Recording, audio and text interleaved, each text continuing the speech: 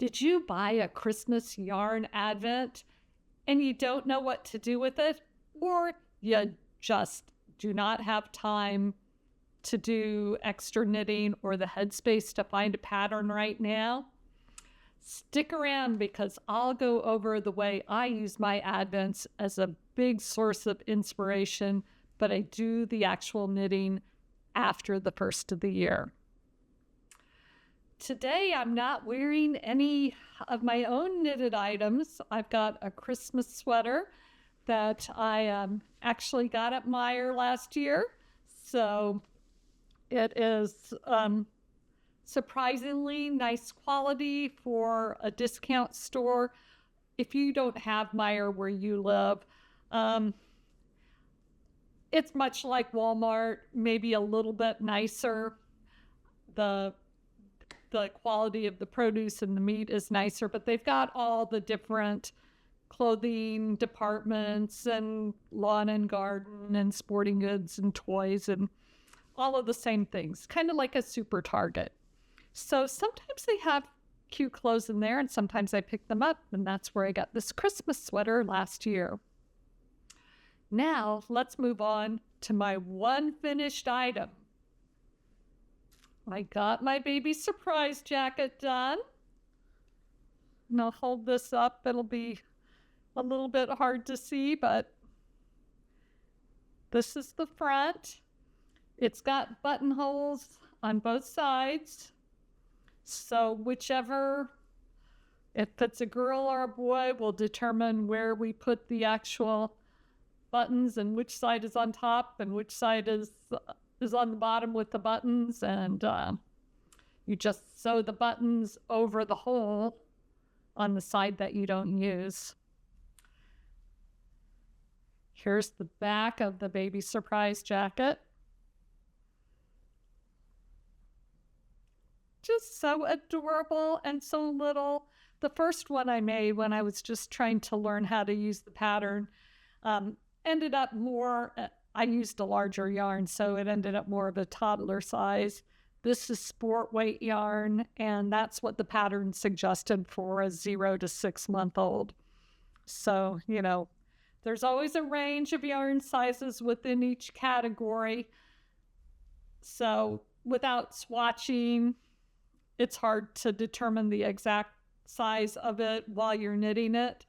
But the other thing is you never know really what the size of the baby is going to be. Sometimes they're bigger, sometimes they're smaller, sometimes they're thinner and taller, and other times they're shorter and a little bit wider. So hopefully it'll fit at least for a little while. We'll find out next April. I am working on a couple of different things.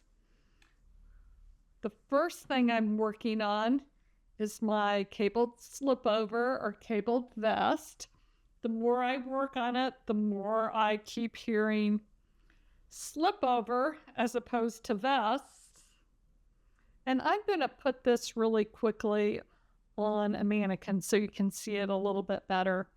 I've split for the sleeves, or not really the sleeves. I've split for the armholes, and I'm working up the back right now. So here is the body. But let me put that on a mannequin and show you that way. Okay, this is the slipover. Not blocked, so it will end up being a little bit wider. And I was having problems with stitches coming off the needle because the front half is just on a 16-inch circ. So had a little bit of slippage on there. But anyway, this is the slipover on a mannequin. I'm not sure when they started becoming slipovers rather than vests. But that seems to be the standard name right now, is slipovers. Now I'm using that same stitch pattern on my baby blanket. And it's kind of a cool stitch pattern because You only cable every 8 rows or every 8 rounds.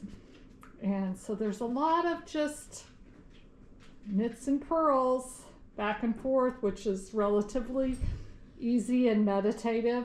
And I kind of liken it like that. And I like knitting 2 things with the same stitch pattern at once because it really ingrains it in your brain and makes both of them easier. The next thing that I am working on right now is the baby blanket. And again, same stitch pattern as the vest. And here I am, of course, in the middle of a row again, but I've not made a ton of progress on it, but this is what I have sitting by my computer. So when I'm working on the computer, and you know, sometimes there's delays and things, you have to wait. Maybe your video's downloading very slowly.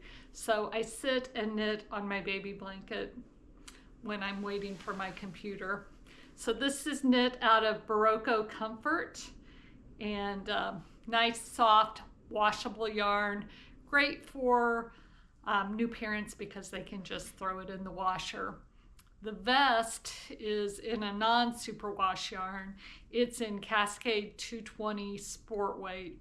So that one will have to be hand washed, but that is probably going to be for me or another adult, so that's okay.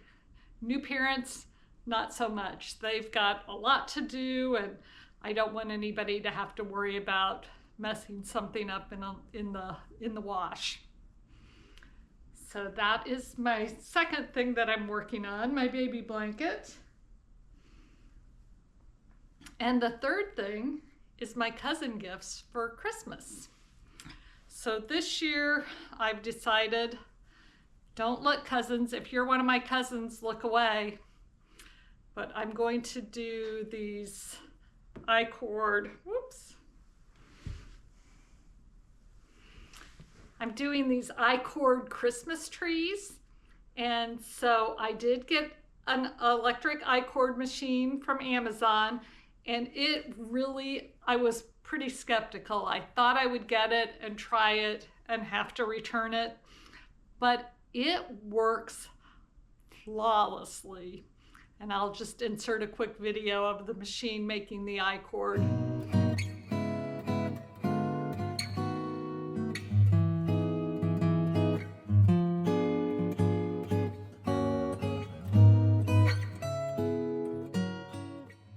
So the way I've been doing this is to just knit up a whole skein of I-cord, and then I cut it into 16, just a little over 16-inch sections. And of course, you're going to have to unravel each end a little bit so that you can finish them off, you know, run your needle through all the live stitches and pull it tight, and then hide your end. So I do that, and then I made myself a little clipboard that I can put the, you start off with just a string, and the string is 20 inches. So I just clip the string into my little clipboard here. So it's clipped in here up at the top, and then the string is already, before I clip it in, it's already folded in half, and there's a knot up at the top. So then I string on my first bead, and then do my first little pass of the I-cord, bead, I-cord, bead, I-cord. Just follow the blue painter's tape. And they're not all exactly the same, and that's part of the charm of them, that they're all just a little bit different, but that gives me a guideline to go on when I'm making those. And then at the end, you just tie another knot at the end. You have to tie a double knot each time because a single knot will go through the beads and will go through the I-cord. So I've got lots of these to make. I'm probably about a third of the way done, but they're fun to do, and they're pretty quick. So my cousin gifts for this year. Now, speaking of the I-cord machine, I've got a couple other machines that I use quite a bit that I just wanted to share with you. I'm a little bit fascinated with machines. I like to watch them work. I don't always know how they work, but I like to think about how they work. Um, the first one is a 3D printed cone winder. And I will stick in the information down below of where I got this and the link so that you can buy one. I got it a couple of years ago, so I'm not 100% certain that they're still in business, but I will find that out and let you know in the show notes about that. So here's my cone winder in action.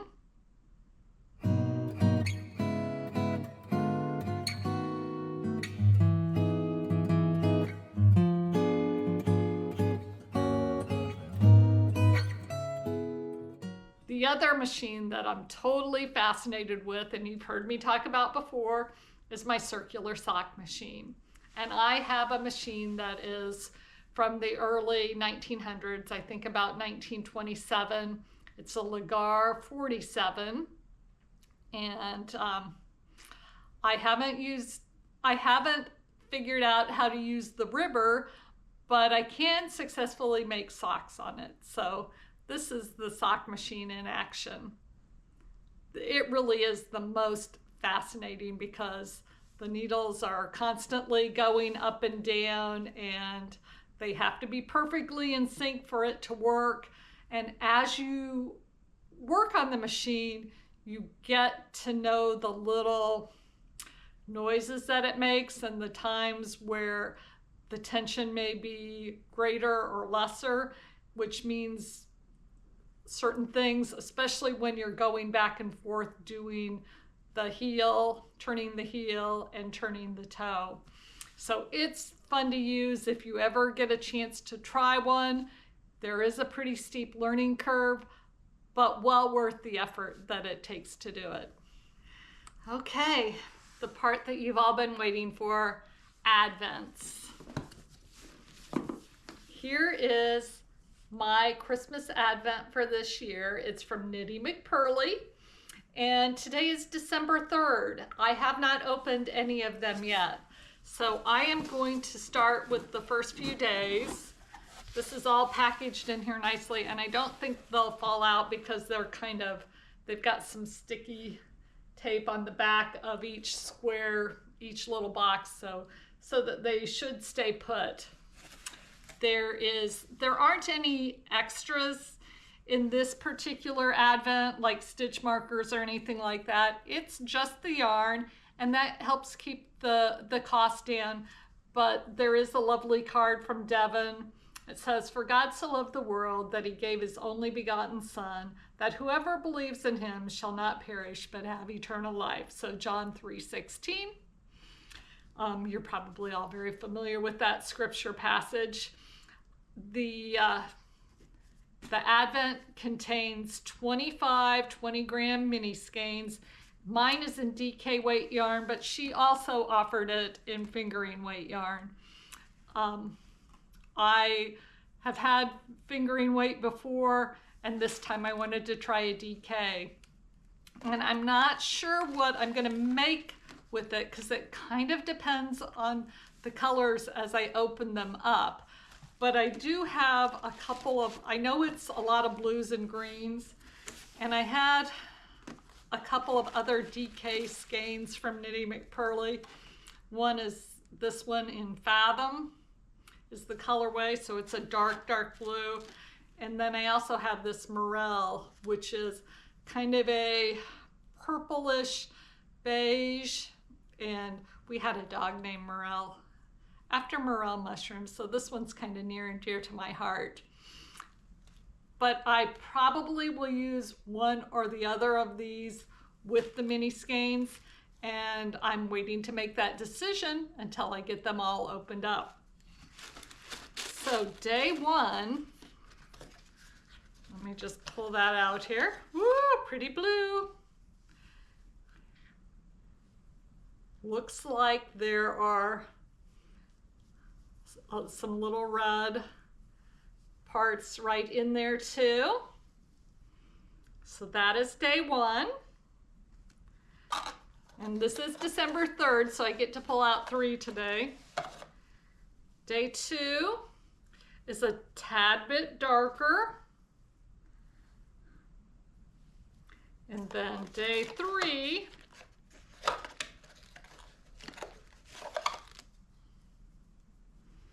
has a little more of the purplish tones to it.